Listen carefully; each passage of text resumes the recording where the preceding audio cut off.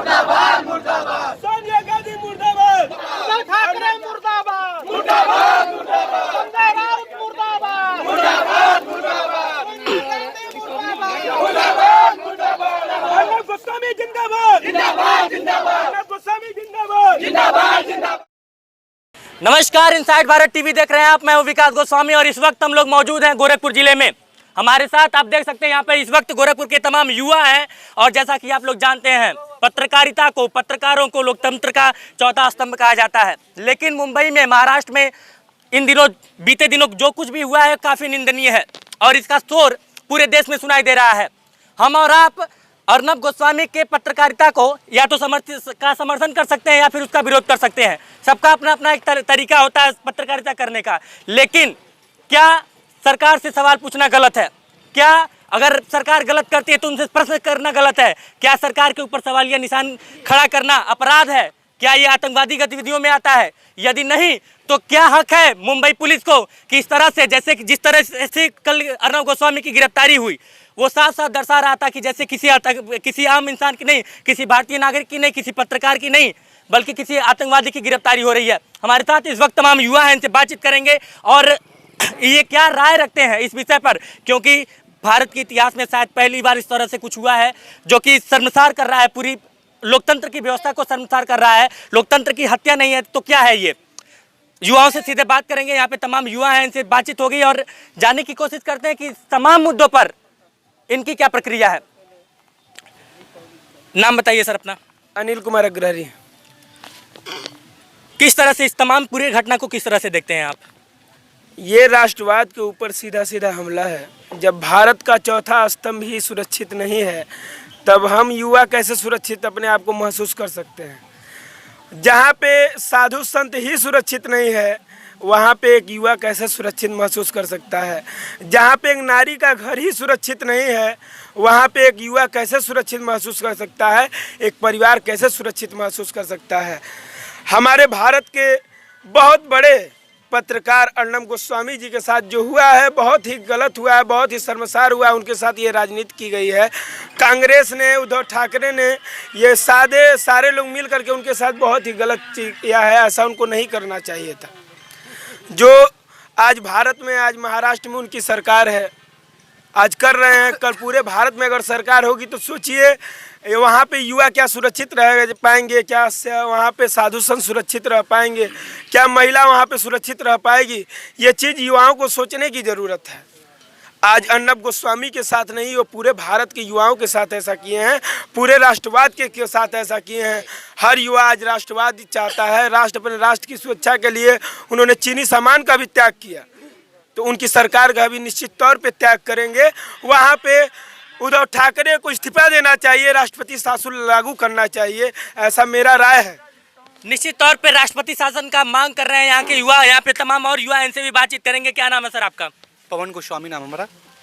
पवन गोस्वामी। और आप अर्नब गोस्वामी के साथ जो हुआ है, क्या गोस्वामी टाइटल की वजह से या फिर कुछ और कारण है? नहीं, अर्नब गोस्वामी हर समाज के लिए, हर विचारधारा से सब चारों से आगे बढ़ते हैं। सबको एक नज़र से लिख चलते हैं।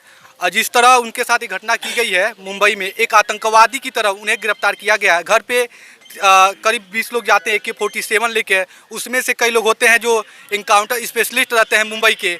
उस तरह उनको उनके परिवार के बच्चों से बात नहीं करने दिया जाता है, उनके साथ बदसलूकी की जाती है, उनके साथ मारपीट किया जाता है। पत्रकारिता जो है देश का चौथा स्तंभ माना जाता है, लेकिन इस तरह मुंबई पुलिस, मुंबई महाराष्ट्र सरकार ऐसा करता है, उनके साथ बहुत ही निंदनीय है।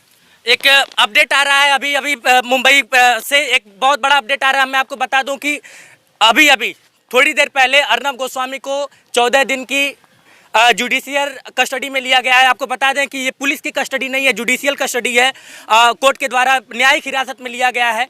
थोड़ी सी राहत है, बड़ी राहत नहीं है, क्योंकि 14 दिन तक इनको अभी वहाँ के जो लोकल कोर्ट है वहाँ से ये फैसला सुनाया गया है। 14 दिन का जो न्यायिक हिरासत, जुडिशियल कस्टडी में लिया गया है अर्नब गोस्वामी को, पुलिस कस्टडी में नहीं रखा गया है।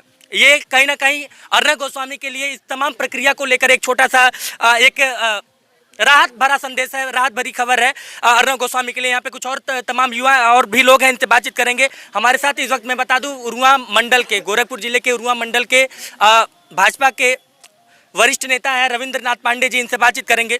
सर, किस तरह से देखते हैं पूरी घटना को आप? ये घटना पूरी तरह से निंदनीय है। ये भारत के ऊपर एक कुठाराघात है। अटल जी की गवर्नमेंट में जब अटल जी प्रधानमंत्री हुआ करते थे, उस समय चौथे स्तंभ को बचाने के लिए एक न्यायिक प्रक्रिया आई थी, जिसमें प्रश्न पूछने और समाज में हो रहे व्यभिचारों को उजागर करने के लिए इस चौथे स्तंभ को आज़ादी दी गई थी। लेकिन आज महाराष्ट्र सरकार ने ऐसा कृत्य करके दिखा दिया।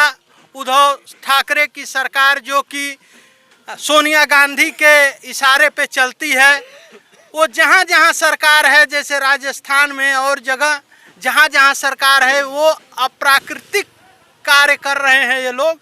और ये जो चौथे स्तंभ के ऊपर, अर्णव गोस्वामी के ऊपर जो ये लोग हमला किए हैं, वो काफ़ी निंदनीय है। वो एक पत्रकार जो समाज की बातों को लेकर के समाज के बीच में जाता है और सरकार के और आम मीडिया और देश विदेश के सामने रखता है, अपनी जान को हथेली पर लेकर के दिन रात वो देश के लिए और देश में हो रहे भ्रष्टाचार के लिए काम करता है, ऐसे व्यक्ति को ये सरकार जो है आतंकवादी के तरह से गिरफ्तार कर रही है, घर में घुस करके परिवार वालों को प्रताड़ित कर रही है, बच्चों से नहीं बात करने दी जा रही है। ये आज का मामला नहीं है जो सरकार इस समय वहाँ निर्देश पर वहाँ का पुलिस प्रशासन उनके अर्णव गोस्वामी के ऊपर इस तरह का कुठाराघात किया है। ये 2018 का मामला है।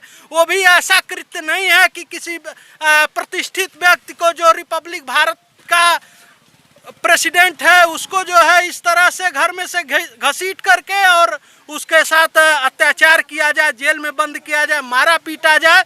एक आम इंसान भी यहाँ अपने विचार को रखने के लिए पूर्ण रूप से स्वतंत्र है। बिल्कुल। लेकिन एक मिनट और आपसे समय लेना चाहूँगा। ये सोनिया गांधी राहुल की सरकार, जो कि उद्धव ठाकरे आज महाराष्ट्र के मुख्यमंत्री हैं, उनके इशारे पर चल रही है और वहां आए दिन इस तरह के कुकृत्य हो रहे हैं। ऐसे कार्यों की हम सभी भारतवासी, भारतीय जनता पार्टी सहित घोर निंदा करते हैं। धन्यवाद। निश्चित तौर पे ये बहुत ही बड़ा घात है लोकतंत्र का चौथा स्तंभ। और जिस तरीके से कल गिरफ्तारी हुई अर्णव गोस्वामी की, कहीं ना कहीं महाराष्ट्र सरकार पर, कांग्रेस सरकार पर और कांग्रेस समर्थित जो भी सरकारें हैं वहाँ पे, शिवसेना पर, सभी पर एक बहुत बड़ा प्रश्न चिन्ह खड़ा करता है कि क्या प्रश्न पूछना।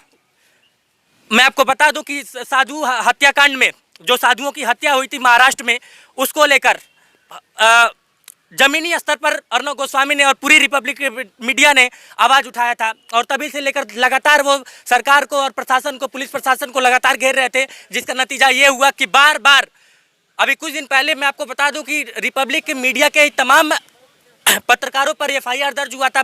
बार बार वो लोग कोशिश कर रहे थे कि एक मौका पाए और ये पुराना केस जो कि क्लोज हो चुका था उसे फिर से दोबारा, क्या लगता है, संजय राउत कह रहे हैं कि इसको षड्यंत्र के रूप में ना देखा जाए, हम लोग बदला लेने की भावना से सरकार नहीं चला रहे हैं। संजय राउत का कल बयान आया था, क्या लगता है आपको, संजय राउत ने ये सब कुछ करवाया कहीं? क्योंकि कई जगहों से ये लगातार आवाज़ उठ रही है कि संजय राउत और शिवसेना, कांग्रेस, सब लोग मिलकर ये काम कर रहे हैं। वो लोग जानबूझ के इस फाइल को ओपन करवाएं जो कि क्लोज हो चुका है। वो लोग जानबूझकर ये कार्य किए हैं। राजनीति के तहत यह षड्यंत्र रचा गया है उसको, ताकि वो राष्ट्रवाद के लिए उनकी सारे काली करतूतें उसको खोल रहे थे समाज के सामने। समाज की जो समस्या, महाराष्ट्र की जनता की समस्या, वो पब्लिक पे दिखा रहे थे, टीवी पे दिखा रहे थे, ताकि हर लोग जाने कि इनका घिनौना राजनीति असल में है क्या। इसी चीज से भय खा करके बिल्कुल सरकार बिल्कुल ये कहीं ना कहीं बहुत बड़ा सवालिया निशान है। क्या नाम है सर आपका? मनोज कुमार तिवारी।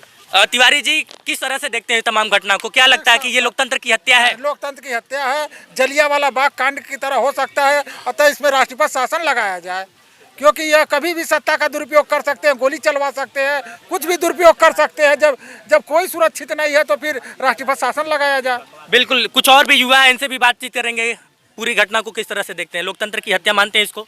हाँ जी, इस समय हम लोकतंत्र की हत्या मांगते हैं। जो ये मैटर था यह 2018 का था और जो यह बंद हो गया था, लेकिन फिर इसे दोबारा खोलकर और इसे अर्नब गोस्वामी जी को एक राजनीति की तरफ फंसाकर और उनको फिर गिरफ्तार किया गया, और जिस हिसाब से गिरफ्तार किया गया है वो बहुत ही निंदनीय है, बहुत ही। क्या लगता है इस पूरे प्रकरण को आप किस तरह से देखते हैं? क्या नाम है आपका? मैं दीपक वर्मा। मैं इस विषय पे ये कहना चाहूँगा, क्योंकि जब माननीय पत्रकार महोदय जी जब वो सुरक्षित नहीं हैं और उनका परिवार सुरक्षित नहीं है, प्रतिदिन प्रताड़ित किया जा रहा है, तो हम युवा और किसी प्रकार की कोई भी नारी या कोई प्रकार की समस्या, हम लोग इस विषय पे इतना बड़ा चर्चाओं को लेकर जो कि आक्रोशित हैं कि इस प्रकार से पत्रकार महोदय जी के साथ किया जा रहा है। तो आम जनता का क्या होगा? हाँ। बिल्कुल सही कहा आपने। यदि पत्रकार की आवाज़ दबेगी तो आम जनता का क्या हाल होगा? ये सोचने का विषय है, समझने का विषय है।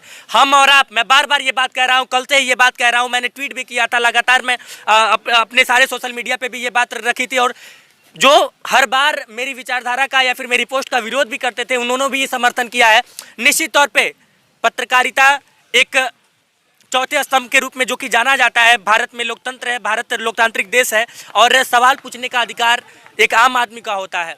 और ये माइक और कलम जो पत्रकार का हथियार होता है वो कोई सरकार कैसे रोक सकता है? ये निश्चित तौर पे लोकतंत्र को गिराने की, लोकतंत्र को तहस नहस करने की एक बहुत बड़ी साजिश है। सोनिया गांधी के ऊपर सवाल उठ रहे हैं, कांग्रेस पार्टी के ऊपर सवाल उठ रहे हैं, शिवसेना के ऊपर सवाल उठ रही है, संजय राउत के ऊपर, और तमाम वो लोग, मुंबई की पुलिस प्रशासन पे भी सवालिया निशान। लगातार पूरे देश में ये आवाज़ बुलंद हो रही है, और उत्तर प्रदेश में भी ये आवाज़ उसी प्रकार से बुलंद हो रही है। आपने देखा कि तमाम पुतले फूके गए, यहाँ पे नारेबाजी हुई जमकर, और ये आक्रोश लगातार युवाओं के द्वारा और देश के तमाम कोनों कोने से जो युवा है, जो संदेश हमें मिल रहा है, मैसेज आ रहे हैं देश के तमाम कोनों से, ये साफ जाहिर करते हैं कि ये जो रवैया था मुंबई पुलिस का, ये ठीक बिल्कुल नहीं था। ये लोकतंत्र की हत्या के रूप में देखा जा रहा है। कैमरे के पीछे सुनील गहलोत, मैं विकास गोस्वामी, इनसाइड भारत टीवी।